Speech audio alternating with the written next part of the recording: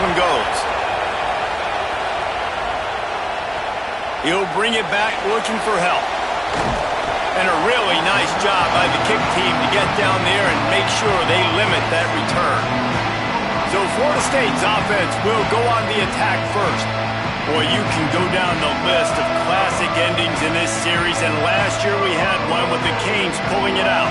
And Miami was the one who got to celebrate because they eked it out, they got the close win, and more importantly, Palmer, they got to brag for a year about beating their in-state rival, Florida State. And they're hoping they can do that for another year. And they know that this is going to be another dogfight. This is simply one of those games at the start of the year. Miami, Florida State, you know someone's winning, but it's not going to be by a lot of points. Miami's hoping they can make it 2 in a row. Try to make up for some of that lost ground on second down.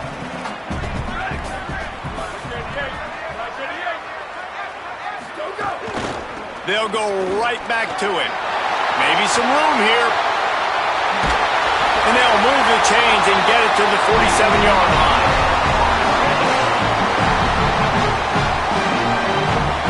That last big play, one that can really jumpstart a drive. It's 1st and 10 from the 47.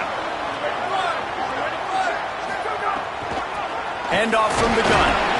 And the defense snows him under after a very short game.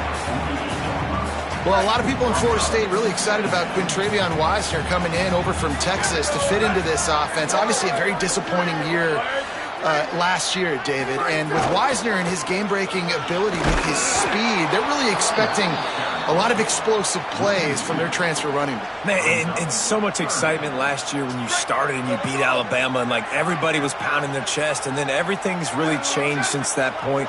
Norvell back calling plays. You know, he is obviously a guy that's under pressure, under fire, been talked about a lot.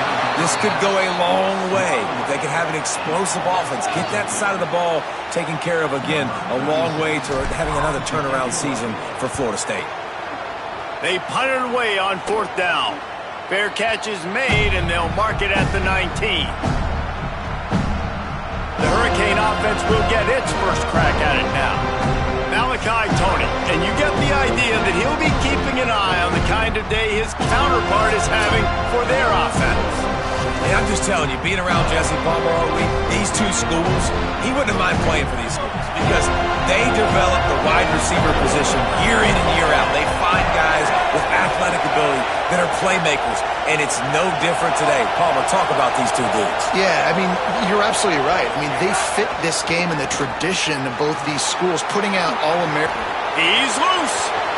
He's inside the 40, the 20, the 10. He is in. Touchdown, Canes.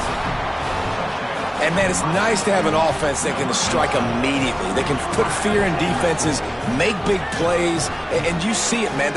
They can add to the lead. They can build a lead quickly because they have this ability to put points on the board quickly.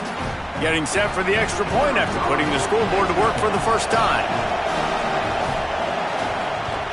And he's got the extra point, and it's 7-0 to start this one.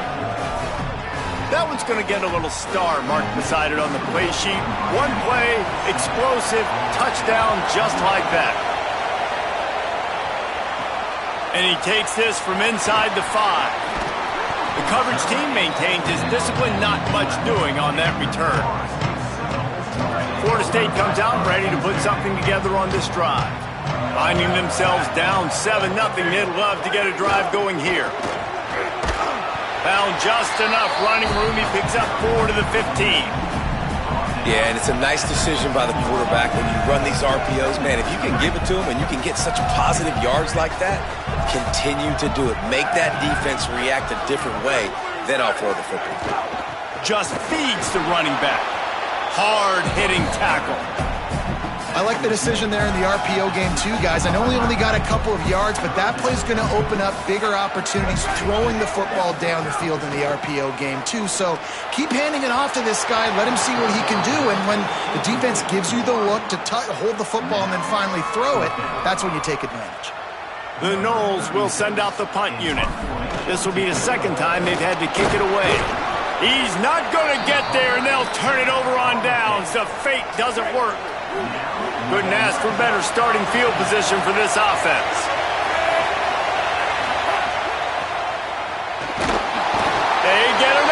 rush, and it pays off. The sack at the 20.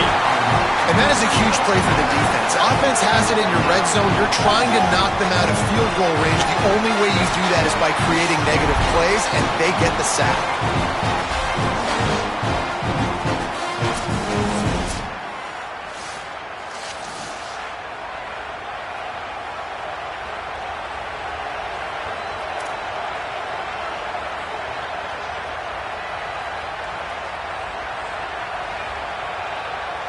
The Hurricanes with a long way to go after the loss on the last play. Throwing, Mensah. Nowhere close on that one as he got drilled trying to deliver the football, and now they face third down. This crowd knows when to bring it. Darian Mensah from the gun on third down. Hauls it in. They'll get him stopped just short of the end zone, but they're in business here with a first down. After the completion, we see there is a man down, and the clock will stop to check on him.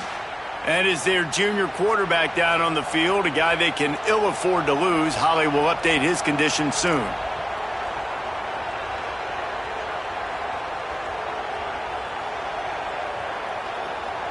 And the Canes will try to put one on the board on first and goal.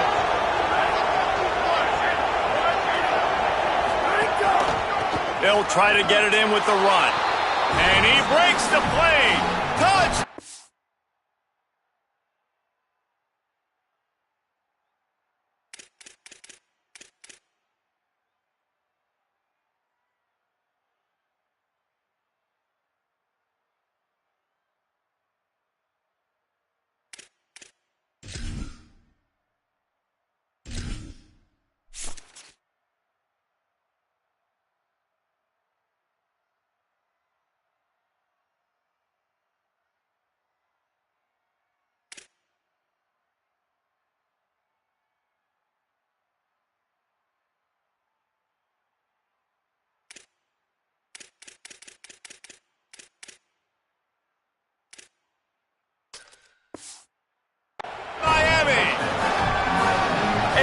Quick strike, just as we expected. Yeah, and quick strikes are easy when you got such great field position. Obviously, when the offense starts in such a good spot, puts the defense in a bad position, and the offense takes advantage.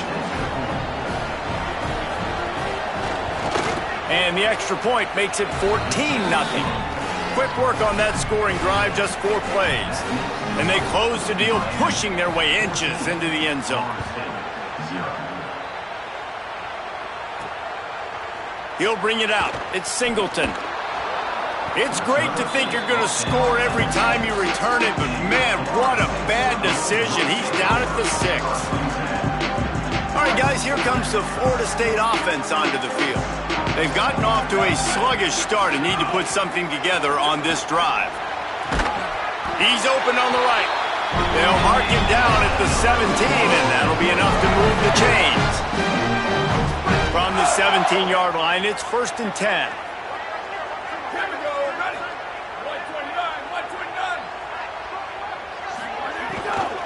The give out of the gun. Defense right there to stop him in his tracks, and they get nothing on that play. You know, as a defense, you kind of want to force the give on the RPO. You want them to run the football, and you could tell maybe the quarterback wishes he pulled this. Small gain, but some information you gathered maybe for the next time you get to run an RPO. Caught, and he's got room. They'll mark him out of bounds at about the 29-yard line. And they've dug themselves a hole in this football game. I get it. Obviously, defense has not played great on the other side. But this possession right here, man, this is big. Get the passing game going. Get a little bit of balance going. I think they need to score on this possession to take a little pressure off and kind of get that defense juiced up.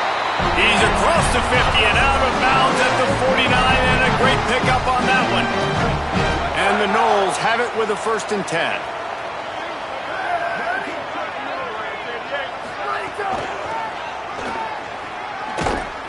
Nowhere to go on that one. It'll bring up 2nd and 10.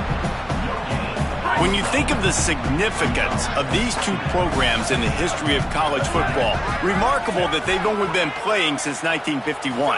It's crazy because there's so many games you can pull out of your brain, Reese, and I'm sure because you were born then when this rivalry started, then so many games that were so important that had such big implications, Jesse.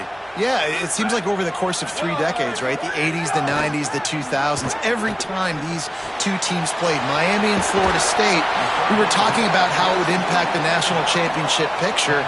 This really has been one of the best rivalries in the sport.